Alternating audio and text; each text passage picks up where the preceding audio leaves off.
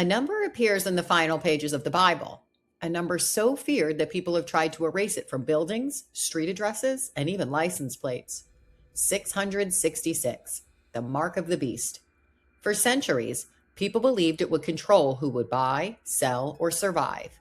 But the original warning may not have been about the future at all, and may have been about a tyrant who was already ruling the world.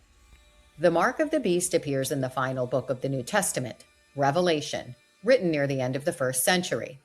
The text describes a terrifying figure called the Beast, a ruler with enormous political power, a ruler worshipped by the masses, and a ruler who forces people to accept a mark.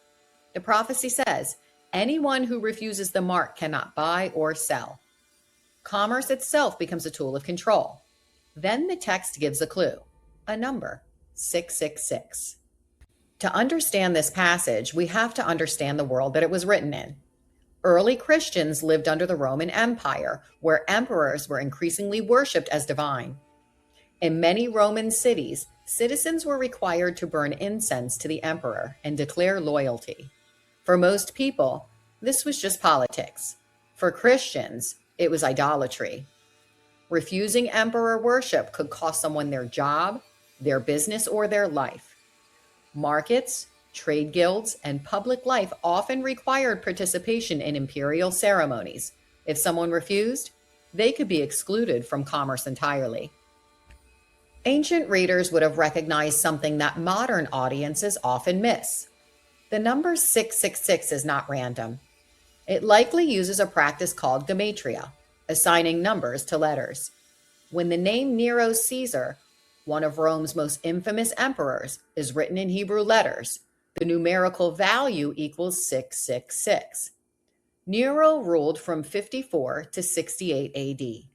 His reign became infamous after the Great Fire of Rome in 64 AD, when he blamed Christians for the disaster. According to early Roman historians, Christians were arrested, tortured, and publicly executed. Some were burned alive as human torches. To many early believers, Nero became the embodiment of brutal imperial power, a ruler who demanded loyalty and punished those who refused. The mark of the beast in the original context likely symbolized allegiance to oppressive political power. Accepting the mark meant accepting the authority of the empire. Refusing it meant resisting a system that demanded worship of the state. The mark itself was described as appearing on the hand or the forehead. In ancient Jewish symbolism, these locations represented actions and thoughts. In other words, the prophecy wasn't necessarily about a literal stamp or brand. It was about loyalty in the mind and in behavior.